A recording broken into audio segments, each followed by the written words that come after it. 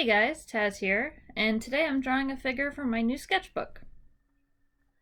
I have many sketchbooks strewn throughout my apartment. Large ones, small ones, spiral-bound ones, hard spines, but they all have one thing in common. They're incomplete. I don't think I've filled a single sketchbook from front to back in my whole life. So, at the beginning of September, I decided to challenge myself. I'm going to complete a sketchbook. To keep myself accountable for this task, I needed to set a goal for myself. So my goal is to have the sketchbook filled from cover to cover by Christmas of 2020. There's 80 pages in the sketchbook and 116 days from September 1st until Christmas Day. So that'll give me some wiggle room so that I don't have to force myself to draw every single day. I'm also keeping myself accountable by making this video. It's a promise to myself and to you guys watching that I will get it done.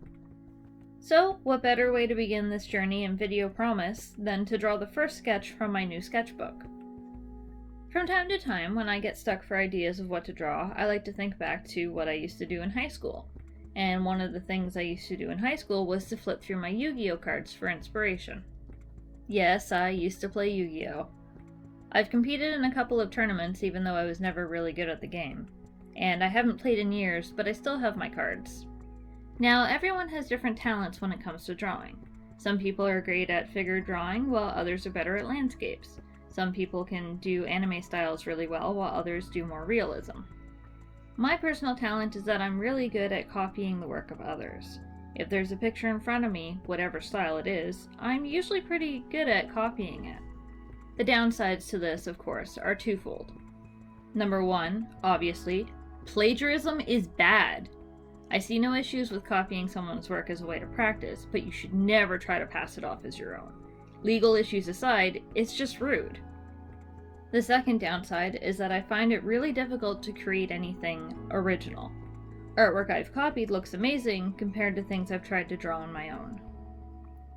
So, to get around these issues, I either draw with multiple references combined to make it an original piece, which is perfectly acceptable, or I make changes to whatever I'm copying to make it more my own.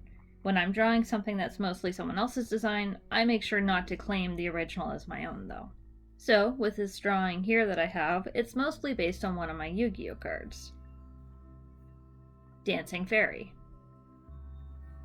You can see where I've changed up the design to be more my own. The dress, the color, the facial expression, the hair ribbon. But it's not my own work from scratch, and I can admit that.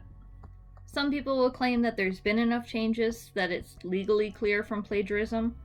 I'd rather just stay out of those muddy waters altogether and not claim the work as my own and cite my sources. It's like writing an essay for school. You can quote someone else, but you gotta cite your sources. I decided to take the idea for this fairy and evolve it into an angel instead. I decided to keep the dress quite wide because it reminded me of the gowns that a church choir wears while they sing. Here you can see I'm just working on getting the flat colors figured out. I did all of the nuanced shading off screen because I knew it would take a really long time. I spent a while playing around with colors before deciding to make it green and yellow, sort of like a nature angel, because the pattern on the collar looks like a leaf.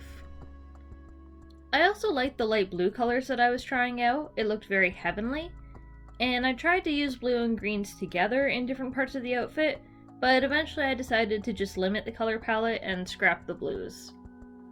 But I can always go back to the line art in the future and just try out different color palettes on my own.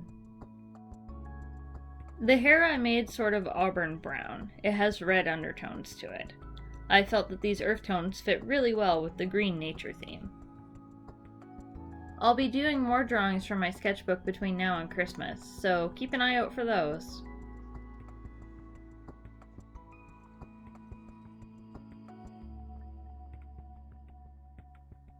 On the final piece, I added a glow effect along the outline, which turned out really well.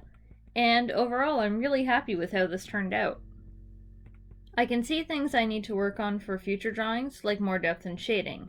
But hey, it's all a learning process. I hope you guys enjoyed watching this video.